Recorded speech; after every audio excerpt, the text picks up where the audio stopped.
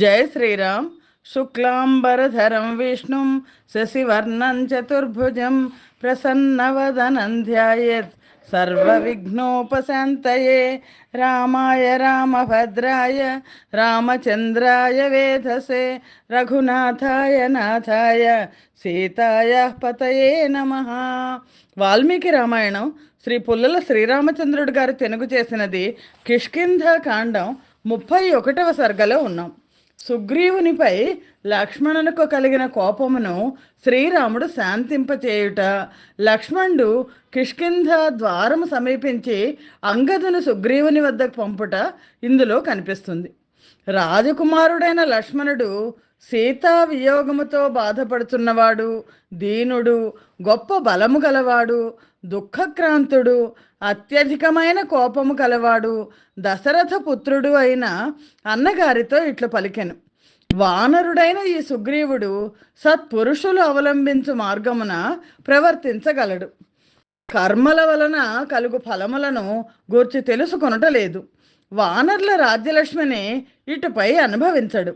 అందుచేతనే వీనికి ముందు చూపు మందగించినది. ఓ వీరుడా, నీవు చూపిన అనుగ్రహమునకు ప్రత్యుపకారము చేయవలను అను ఆలోచన లేక క్షీణించిన బుద్ధి కలవాడై స్త్రీ సుఖములలో ఆసక్తుడైన ఈ సుగ్రీవుడు చంపబడి అన్నగారైన వాలిని చూచుగాక. ఇట్టి చెడ్డవానికి రాజ్యము ఇవ్వకూడదు. తీవ్రమైన వేగము కల నా కోపమును అణచుకొనజాలను. అసత్యవాది అయిన సుగ్రీవుని ఇప్పుడే చంపివేసేదను. వాలిపుత్రుడైన అంగదుడు వానర వీరులతో కూడి సీతను అన్వేషించుగాక. లక్ష్మణుడు రాముడితో అంటున్నాడు.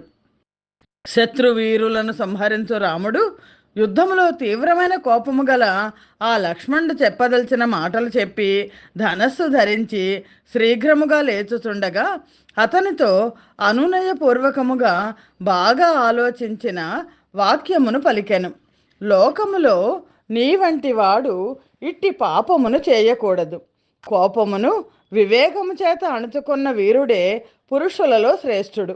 మంచి నడవడిక గల నీవు ఇప్పుడు ఈ పాపమును చేయకూడదు.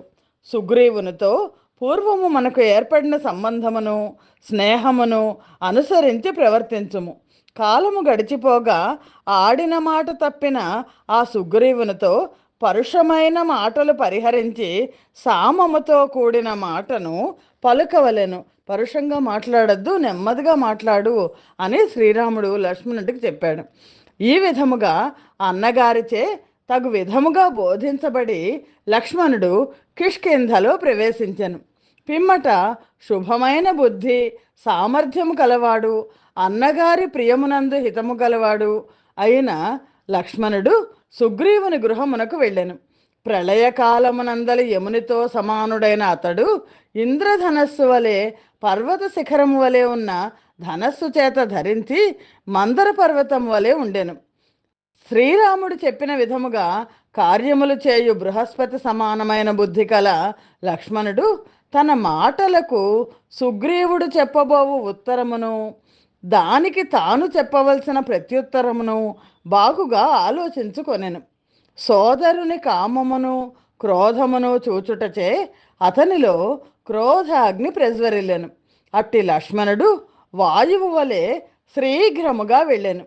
ఆ లక్ష్మణుడు శీఘ్రముగా నడుచుచున్న ఏనుగు వలె వేగవంతుడై సాల తాల అశ్వకర్ణ వృక్షములను బలము చేత కింద పడగొట్టుచు పర్వత శిఖరములను ఇతర వృక్షములను కూడా అటూ ఇటూ విసిరివేయచు పాదముల చేత రాళ్లను నలగగొట్టుచు పని తొందర వలన దూరముగా ఉన్న కాలిబాట మీద కాక దగ్గరగా ఉన్న మరొక మార్గమున శీఘ్రముగా వెళ్ళెను.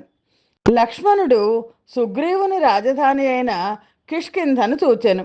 పర్వతముల మధ్య ఉన్న ప్రవేశింప శక్యము కాని ఆ నగరము సేనలతో నిండి ఉండెను. సుగ్రీవుని మీద కోపముతో పెదవులు వణుకుతున్న ఆ లక్ష్మణుడు కిష్కింధ వెలుపల సంచరించుతున్న భయంకరులైన వానర్లను చూచెను. పర్వత మధ్యమునందున్న ఏనుగుల వంటి ఆ వానర్లందరూ పురుషశ్రేష్ఠుడైన ఆ లక్ష్మణుని చూచి వందల కొలది పర్వతముల శిఖరములను పెద్ద వృక్షములను గ్రహించిరి. అంటే యుద్ధానికి వస్తున్నాడు అని అనుకున్నారు.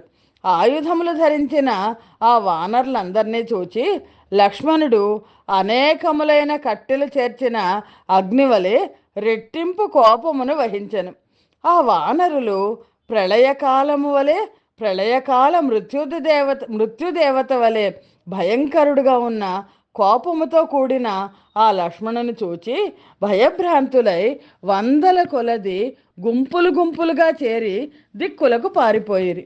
వానర శ్రేష్ఠులు సుగ్రీవుని భవనమునకు వెళ్ళి లక్ష్మణుడు వచ్చినట్లు అతడు కోపముతో ఉన్నట్లు తెలిపిరి. తారతో కూడి రహస్యమునందు కామాసక్తుడైన కాముకుడైన ఆ సుగ్రీవునకు ఆ వానర శ్రేష్ఠులు చెప్పిన మాటలు వినబడలేదు. పిమ్మట మంత్రుల ఆజ్ఞను అనుసరించి పర్వతముల వలె ఏనుగుల వలె మేఘముల వలె ఉన్న వానర్లు నగరము నుండి బయటకు వచ్చిరి. వీరులైన ఆ వానర్లందరికీ గోళ్ళు కోరలే ఆయుధములు. వారందరూ చూచుటకు వికారముగా ఉండిరి. వాళ్ళ కోరలు పులికోరల వలె ఉండెను. వాళ్ళ ముఖములు వికారముగా ఉండెను. వారిలో కొందరు 10 ఏనుగుల బలము కలవారు, కొందరు 100 ఏనుగులను మించిన బలము కలవారు, కొందరు 1000 ఏనుగులతో సమానమైన బలము కలవారు. కోపించిన లక్ష్మణుడు హస్తములలో వృక్షములను ధరించిన మహాబలవంతులైన వానర్ల చేత వ్యాప్తమై ఎదిరింప శక్యము కాని ఆ కిష్కింధను చూచెను. అప్పుడు తీవ్రమైన పరాక్రమము గల ఆ వానర్లందరూ ప్రాకార పరిఖల మధ్య భాగము నుండి బయటకు వచ్చి కనబడుతూ నిలబడిరి.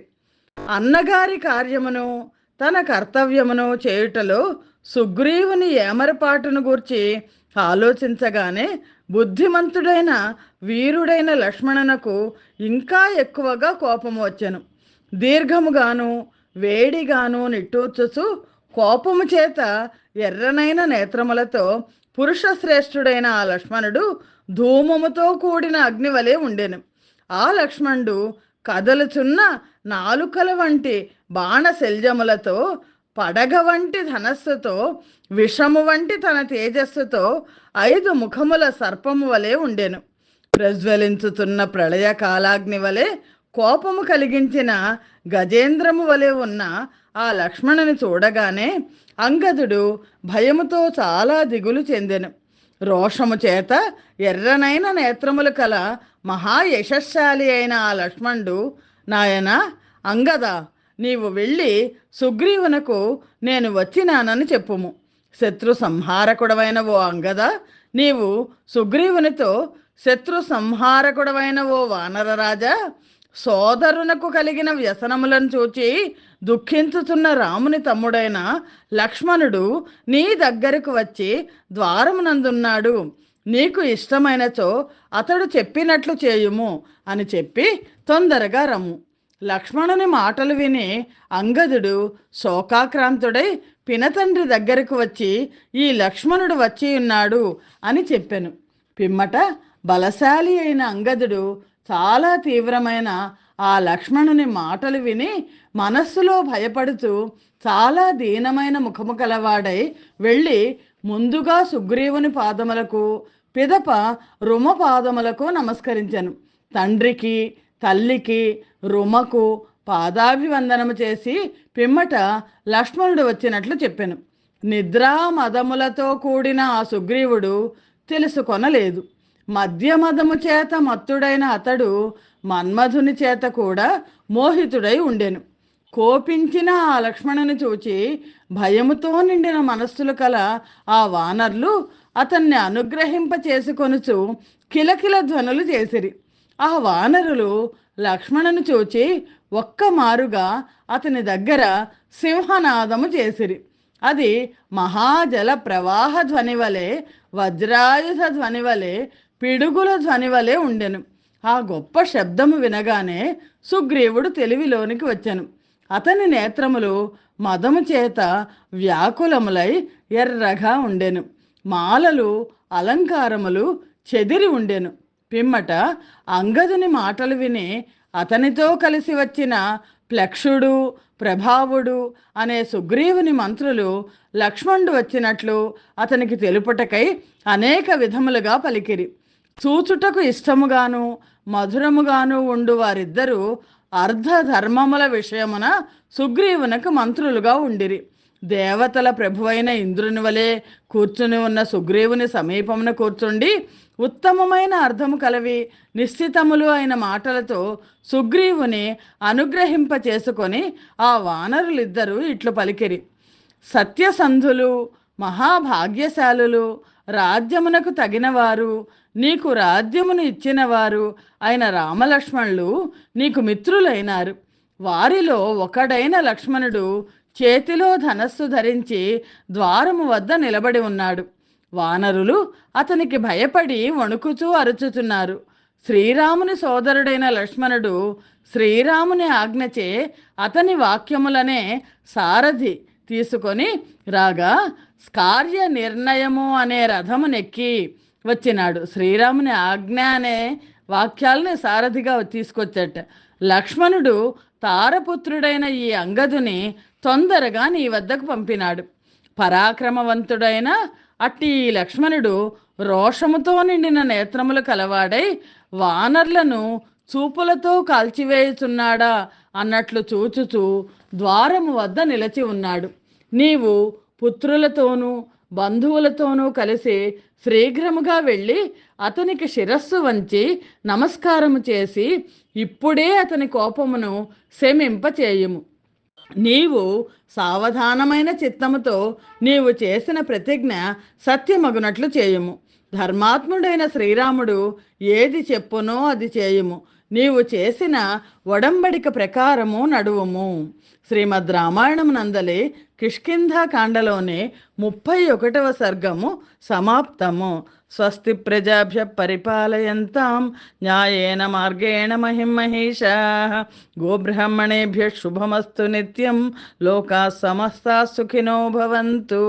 సర్వం శ్రీరామార్పణమస్తు. జయ శ్రీరామ్.